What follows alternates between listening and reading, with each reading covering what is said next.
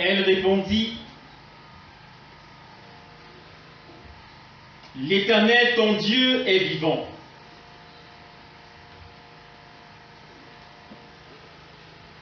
Je n'ai rien de cuit. Je n'ai qu'une poignée de farine dans un pot et un peu d'huile dans une cruche. Et voici, je ramasse 2 morceaux de bois, puis je rentrerai et je préparerai cela pour moi et mon enfant. Nous mangerons, après quoi nous mourrons. Amen. Sœurs et frères, peuple de Dieu, bonjour. Est-ce que le jour est bon? Bonjour. C'est un privilège et une grâce pour moi d'être à nouveau avec vous et de me tenir à ce pupitre pour partager avec vous l'excellente parole de notre Seigneur et notre Sauveur Jésus-Christ. Aujourd'hui, on nous parle d'une femme fragile, une femme seule, une veuve. Élie a rencontré cette femme, non de manière fortuite, parce que le Seigneur l'y a convié. Pourquoi Élie se retrouve chez cette femme veuve? Mes bien-aimés, le peuple d'Israël traversait une phase critique de son histoire. Il vivait une sécheresse spirituelle. Les rois, depuis plus d'une décennie, s'étaient tournés vers des dieux païens et particulièrement des Baals, qu'ils célébraient et adoraient comme le dieu de la pluie et le dieu de la récolte. Les prophètes également s'étaient détournés de l'Éternel, je veux dire les prêtres. Ils étaient corrompus et inefficaces. Alors l'Éternel a suscité une vague de prophètes au rang desquels Élie. Et Élie donc va porter le message du Seigneur à ce peuple rebelle, à ce roi païen, ou ce roi rebelle, idolâtre. Et Élie parle au roi, et il dit au roi, il n'y aura plus ou pas de pluie, sauf à ma parole. Et quand Élie déclare qu'il n'y aura pas de pluie en Israël, Élie ne parle pas seulement au roi, ou il ne lance pas un challenge au roi, mais Élie veut faire une confrontation entre deux dieux. Le Dieu de la pluie et le créateur du ciel et de la terre. Le Dieu de la pluie, selon le roi, c'était qui? Baal. Le Dieu de l'abondance, de la production, de la récolte, c'était Baal. Alors Élie dit, il n'y aura pas de pluie. Et le roi ne s'est pas inquiété parce qu'il savait qu'il a des prophètes de Baal qui vont invoquer Baal et la pluie va descendre. Il ne s'est pas inquiété parce qu'il savait pouvoir compter sur des braves hommes et serviteurs et soldats qui l'entouraient. Mais l'Éternel, sachant ce qui devait arriver, sachant que la parole de son serviteur devait s'accomplir, l'Éternel dit à son serviteur, le prophète, cache-toi, va loin et cache-toi. Cache-toi près d'un torrent. Et je vais envoyer un corbeau pour te nourrir. Le Seigneur se sert d'un animal, un oiseau, considéré au rang des animaux impurs pour les Juifs, pour nourrir Élie. Élie est resté auprès de ce torrent pendant longtemps. Et la Bible dit que le corbeau apportait le petit déjeuner le matin et le repas du soir. Élie recevait matin et soir le repas de la main de l'Éternel au travers d'un corbeau. Et il s'abreuvait aux eaux du torrent jusqu'à ce que le torrent ait séché. Parce qu'il n'y avait pas d'eau en Israël. Et vous savez, quand il n'y a pas de pluie, même les eaux finissent par tarir parce que la terre desséchée absorbe même la petite quantité d'eau qui coulait, qui ruisselait. Il n'y avait plus d'eau et tout a séché. Il n'y avait également plus de plantes parce que s'il n'y a pas de pluie, il n'y aura pas de plantes.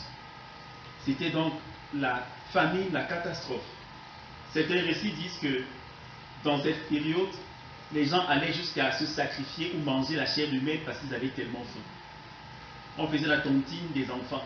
Aujourd'hui, on mange ton enfant. Demain, on prépare ton enfant, on mange parce que vraiment, on sait qu'il n'y a plus rien à manger. C'était une période difficile.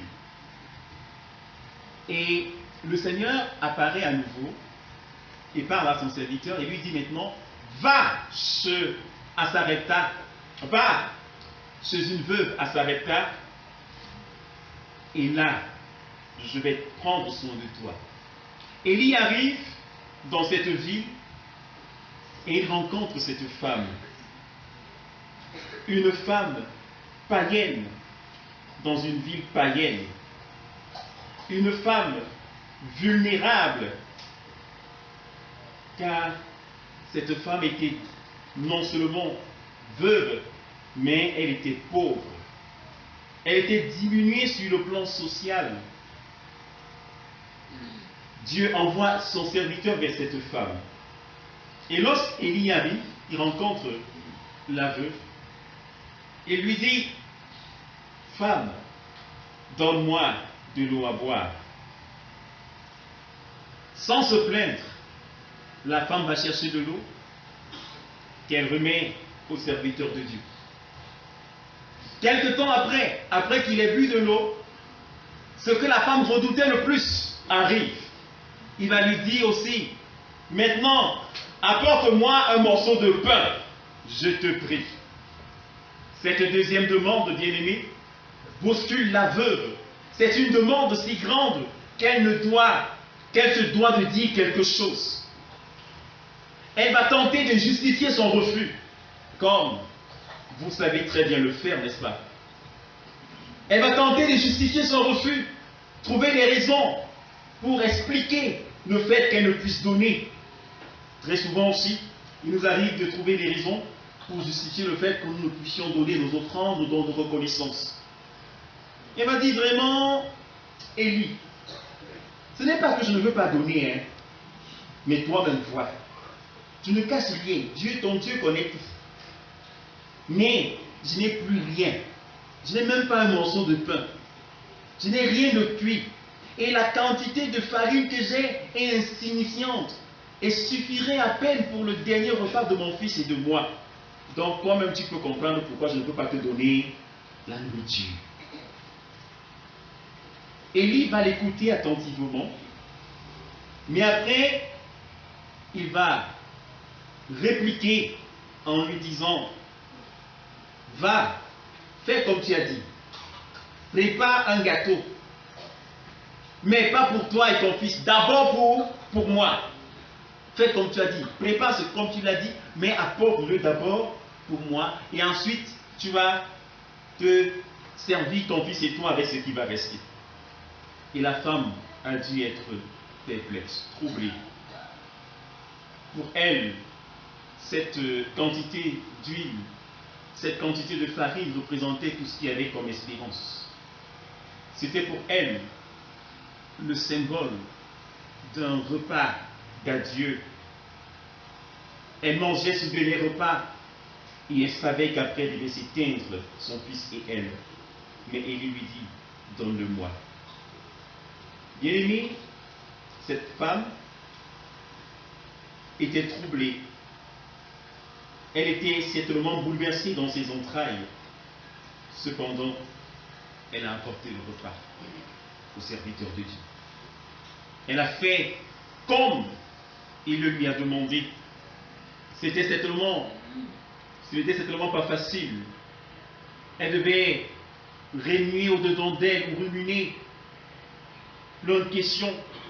C'était avec doute et aussi espérance qu'elle s'est approchée pour offrir son dernier repas à ce serviteur de Dieu.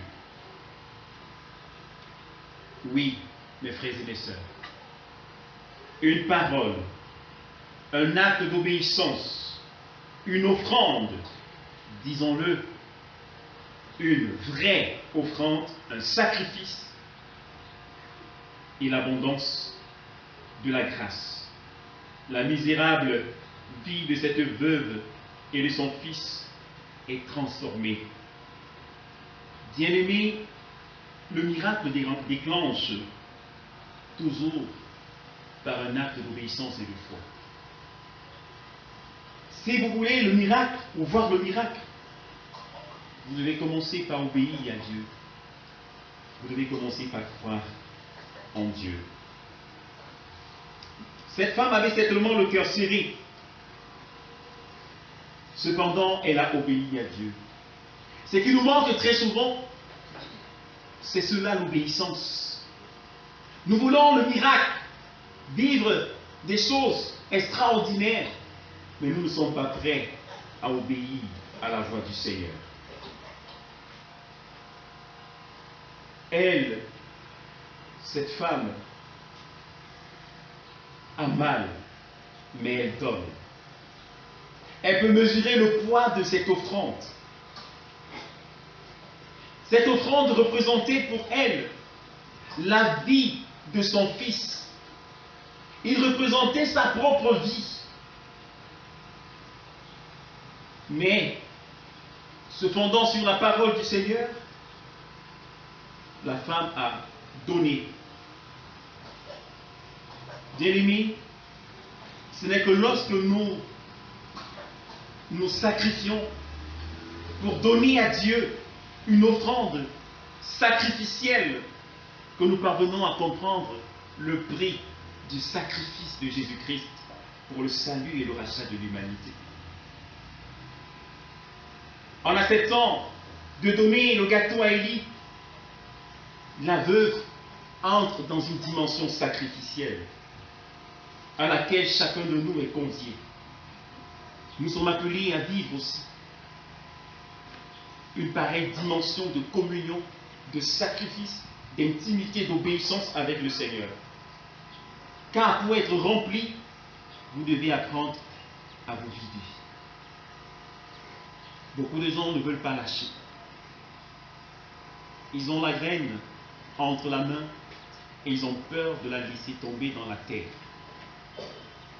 Tant que le cultivateur ne met pas la graine dans le sol, il n'y aura pas de multiplication. Pour que la graine puisse porter, il faut qu'elle quitte la main du cultivateur. Il faut qu'elle rentre dans la terre. Il faut qu'elle soit recouverte. Que le cultivateur perde tout espoir de la retrouver. Ou je vais dire qu'il ne la contemple plus parce qu'elle sera complètement retrouvée. Et qu'il garde juste l'espoir qu'un jour, elle reviendra multipliée. Le problème, c'est que beaucoup de chrétiens, aujourd'hui, ont peur quand il s'agit de donner ou d'investir pour le Seigneur. Les promesses du Seigneur abondent, mais nous ne sommes pas prêts à obéir, à écouter la voix du Maître. Bien-aimés, il faut apprendre à lâcher, tout en faisant confiance à Dieu, qui dit que nous ne serons pas dans le manque après avoir donné dans sa maison. Le Seigneur dit qu'il rendra à chacun selon la mesure dont il se sera servi. Vous deviez savoir, mes frères et mes sœurs, qu'en réponse à votre offrande, à votre engagement dans la foi, à votre service dévoué pour la cause de l'Évangile, pour la joie du prochain, Dieu peut bouleverser tous les systèmes sociaux, économiques, politiques. Dieu peut vous élever en renversant tout ce qui a été établi au préalable comme critère, comme barrière. C'est d'ailleurs ce qu'il a fait pour cette femme. En la supprenant, elle a donné un peu ce qui était de la terre, ce qui était éphémère, ce qui était insuffisant et ce qui était temporel. Elle a donné et elle a reçu de la main de Dieu ce qui est permanent, ce qui ne finit pas, ce qui est constant. Vous devez accepter de lâcher parfois pour recevoir de Dieu. Elle a donné et par la suite, la farine et l'huile n'ont jamais tari dans sa maison. Bien-aimés, sœurs et frères en Jésus-Christ, aujourd'hui encore, nous sommes invités à venir avec ce que nous possédons.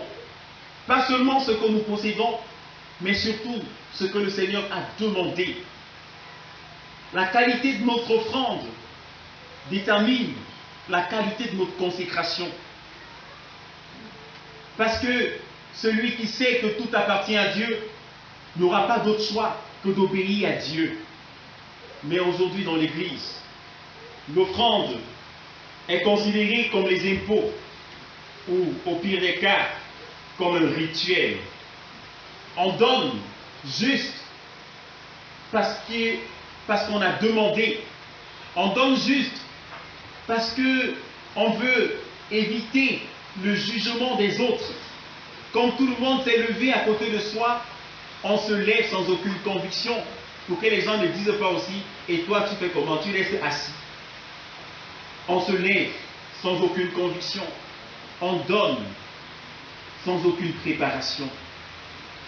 Et qu'est-ce qu'on s'attend à recevoir en retour, mes frères et mes sœurs? L'offrande se prépare. Oui, une offrande se prépare. On n'improvise pas l'offrande. On n'improvise pas. L'offrande doit être un sacrifice. Ça va vous coûter. Hélas, beaucoup de personnes, c'est le dimanche pendant le culte, qui s'efforcent à concasser leur groupier afin de trouver quelques piécettes qu'ils vont donner dans le tronc. Et c'est comme ça qu'on fait travailler les anciens. Parce qu'on a trouvé un billet de 500, il faut que l'ancien concasse ça en 100 francs et en 50 c'est ans. Bien-aimé, l'offrande doit te coûter. L'offrande doit atteindre pour toi la dimension sacrificielle pour qu'elle attire pour toi le miracle ou ouvre pour toi les portes.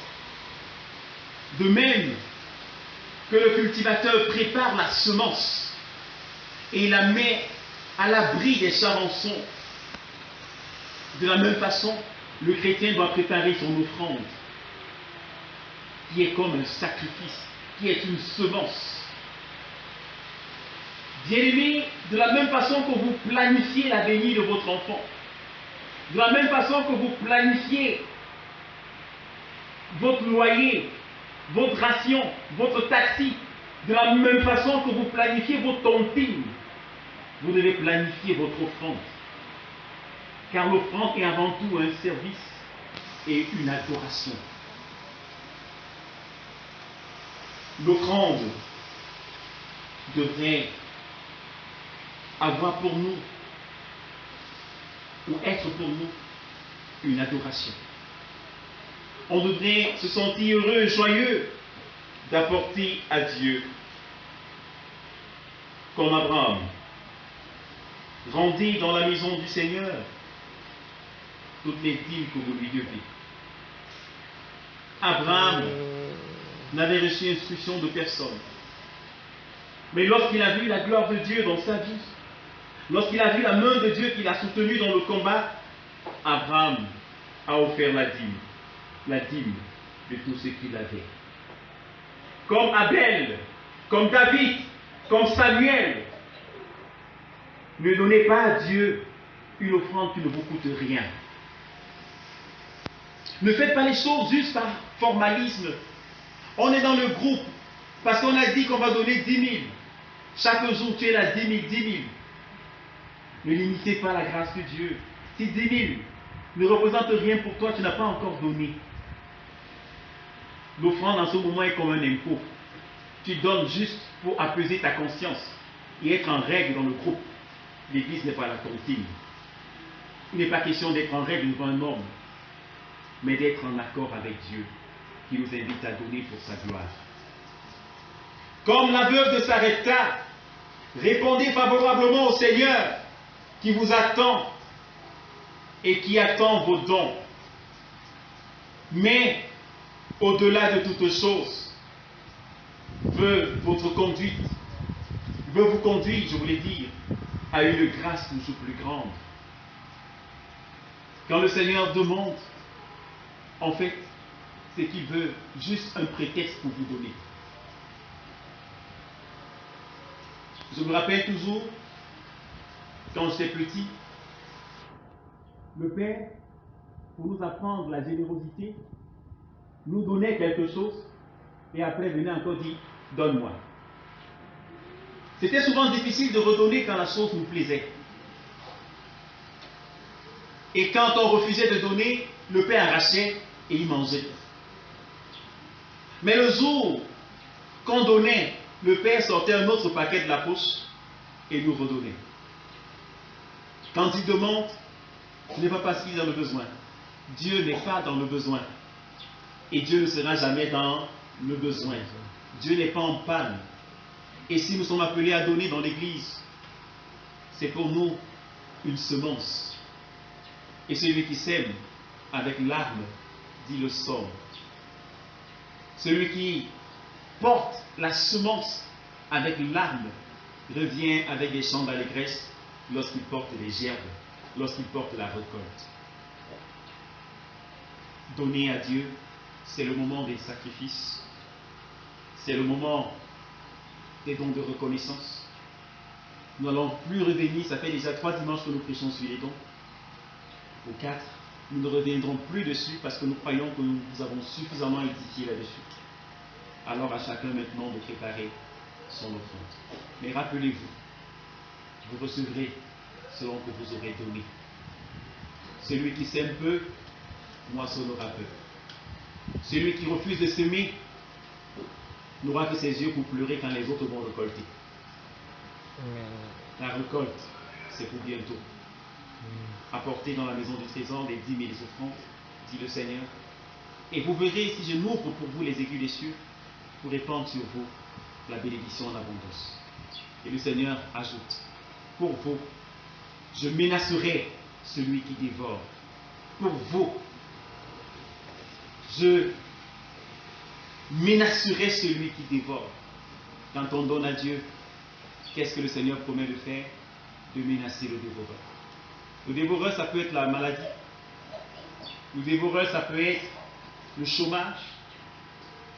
Ça peut être la pauvreté ou une malédiction. Quand on donne à Dieu, Dieu s'attaque à tous ceux qui se sont levés pour nous tenir dans la misère. Il dit, je vous restaurerai.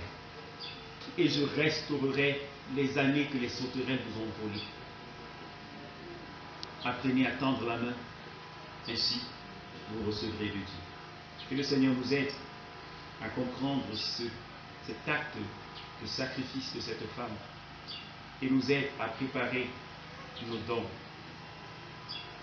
et à donner de manière à nous nourrir par la qualité de nos dons. Qu'il nous bénisse et qu'il nous garde dans son amour. Amen.